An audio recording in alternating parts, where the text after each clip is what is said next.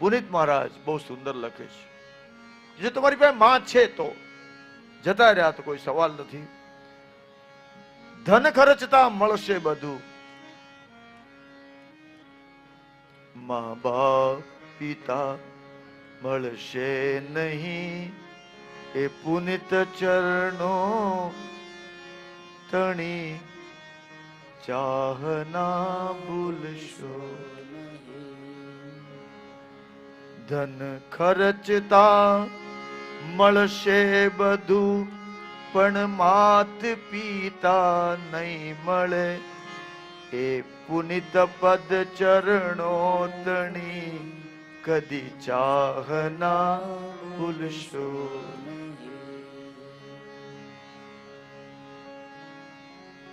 નાના બાળકને કહેવાનું, નાનું બાળક, બાળકના બાપને નહીં, નાનું બાળક, એને પૂછો કે આ દુનિયાની સુંદર સ્ત્રી કોણ છે?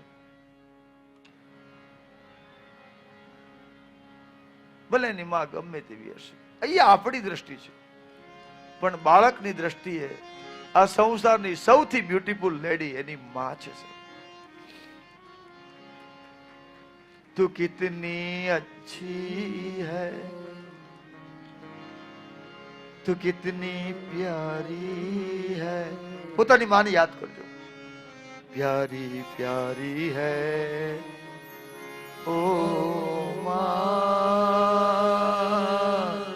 ઓ માં, ઓ માં,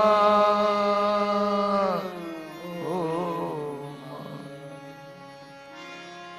બાળક માટે સૌથી વધારે કોઈ રડતું હોય તો એની માં છે. માં દુખી થાય, એનું બચ્ચું દુખી થાય ત્યારે.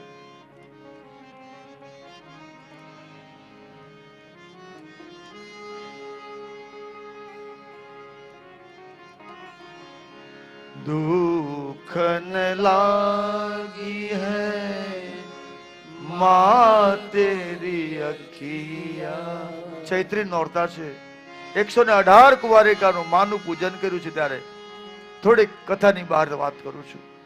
અને આજ માં છે, આજ નોરતા છે સાહેબ. દુઃખ ન લાગી હૈ माँ तेरी अखियाँ, मेरे लिए जागी है तू सारी सारी रतिया. मेरे लिए जागी है तू सारी सारी रतिया. मेरी निंदिया पे अपनी निंदिया भी तूने वारी है. ओ माँ, ओ माँ, ओ माँ, ओ માँ. ઉપર પહોંચી ગયો એને વંદન કરી લેજો. કઈ અમારાથી અપરાધ થયો તો માં માફ કરજે, અને કઈક ભૂલ થઈ ગઈ ને ઘેરે બેઠી હોય તો ઘેરે જઈને પાવલા પકડી લેજો. બધું મળશે ભવિષ્યમાં, પણ મા બાપ નહીં મળે. મા બાપ ને શું જોઈએ? મિલિયોનર, બિલિયોનર, ટ્રિલિયોનર હોય, એને પૂછો તમને શું ઈચ્છા? બસ છોકરાઓ સુખી થાય.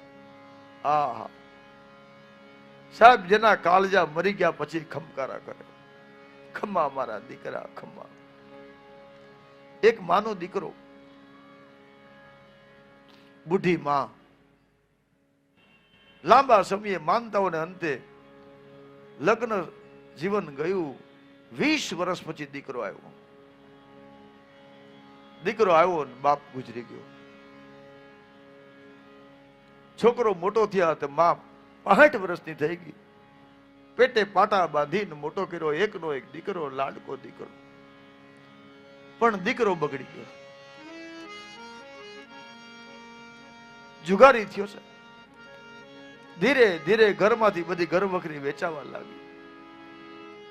માં દીકરાને કઈ કહે નહીં, જુગારીઓના સંગમાં આવી ગયો. એક દિવસ એને બાજી લાગી છે. 3 એકા આવ્યા. જુગારમાં કળિયુગનો વાસ છે, એને વૃત્તિ બગડી જાય છે.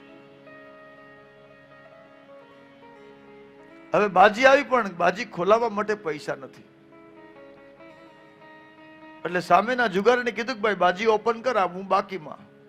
તો કે this is hard cash game, પૈસા હોય તો મૂકો ને તો બંધ થઈ જાવ. તો કે એવું શું વસ્તુ લઈ આવું તમે બાજી ખોલો? મોટી સામે ચાલ ચાલી ગયેલો ખેલાડી તો કે એમ કર, તારી માનું કાળજું લઈ આવ તો બાજી ખોલું. અને વિચાર કર્યો કે 65 વર્ષની થઈ ગઈ, કાંઈ દેખાતું નથી, હરખું કામ થતું નથી, હવે મને માની શું જરૂર છે? 10 મિનિટ કમો, હમણાં આવું. બપોરનો 1:30 વાગી ગયો, ધોમ ધકતો તડકો છે સાહેબ, અને આ છોકરો છરો લઈને નીકળ્યો. એક જ ગણતરી કે બાજી જીતી જાવ.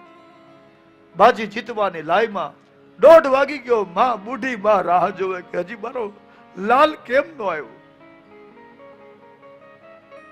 ખડકીની બહાર નીકળી નેવા માંડી, મારો લાલ કેમ દેખાતો નથી. દૂરથી દીકરો દેખાણો, મારો વીર આવ્યો, મારો લાલ આવ્યો. દીકરો દોડતો દોડતો જુગાર જીતી જવાની લાઈમાં માં અને દીકરા મળે ઈ પેલા જેવો આવ્યો તરત સીધો છરીનો ઘા કર્યો, છાતી છીરીને કાળજુ હાથમાં કાઢીને દીકરો નીકળી ગયો. બુનિયાદ ખતમ થઈ ગઈ. દોડતો દોડતો જાય છે કે જલ્દી બાજી જીતી જાવ, એમાં ઠેબુ આવ્યું, ઠેસ આવી, દીકરો પડી ગયો. એક બાજુ છરો, એક બાજુ કાળજુ અને એક બાજુ પોતે. દીકરાએ કાળજુ ઉપાડ્યું પણ ધૂળ ને કાંકરીઓ લાગી હતી. કાળજાને સાફ કરવા ગયો તો કાળજામાંથી અવાજ આવ્યો, ખમ્મા વ્યારા વીરા, તને વાગ્યું તો નથી?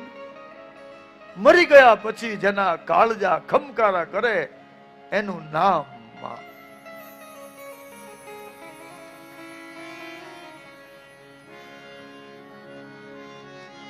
એને પોતાનું કાંઈ ન હોય. अपना नहीं तुझे सुख दुख कोई, अपना नहीं तुझे सुख दुख कोई. मैं मुस्काया तू मुस्काई, मैं रोया तू रोई, मैं मुस्काया तू मुस्काई, मैं रोया तू. मेरे हंसने पे मेरे रोने पे तू बलिहारी है ओ माँ.